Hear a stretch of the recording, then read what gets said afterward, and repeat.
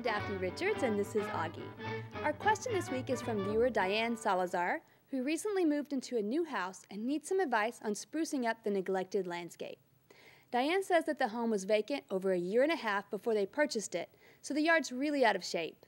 Well, Diane, the best place to start would be your soil. If the landscape has not been irrigated since the house was vacated so long ago, the soil is going to be very compacted. So you should plan to rent the proper equipment or hire someone to aerate, then put the landscape back on a regular irrigation schedule. Even watering just once a month, if we aren't getting any rain, will go a long ways towards keeping your soil from drying out completely and shrinking in on itself.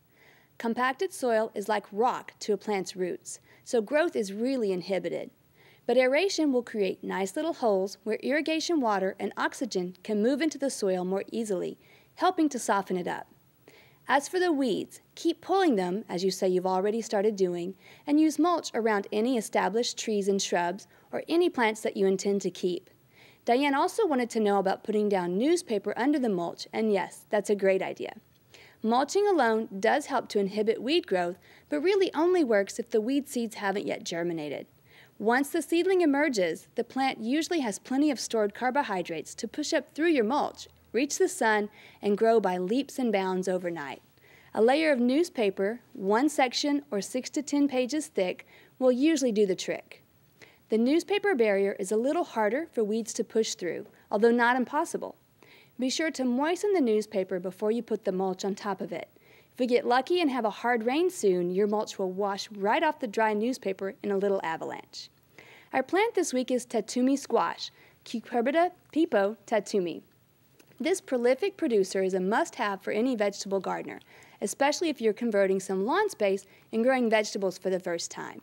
It's easy to grow and will likely produce more fruit than you can possibly eat. Viewer Caroline Homer sent us these photos from her garden, where she says, and I quote, "I plant Tatume the first or second week of March, and the stuff's coming out of my ears by mid-May." Tatume prefers to sprawl on the ground rather than to be trellised, so give it plenty of space. 6 to 8 feet on all sides. If you've ever grown squash, you've come face to face with the dreaded squash vine borer, which destroys squash plants in the blink of an eye. Although it's not immune to these insects, Tatume does tolerate the damage better than any other squash choice for Central Texas gardens. Tatume also thrives in full sun, requiring very little supplemental irrigation. Twice a week, deep watering is usually sufficient to keep Tatume growing and blooming and fruiting through early summer. If you find that you're getting more squash than you can handle, simply harvest some of the blooms to use in salads. Many vegetables benefit from fertilization throughout production season, but Tatume will perform just fine if only fertilized lightly at the time of planting.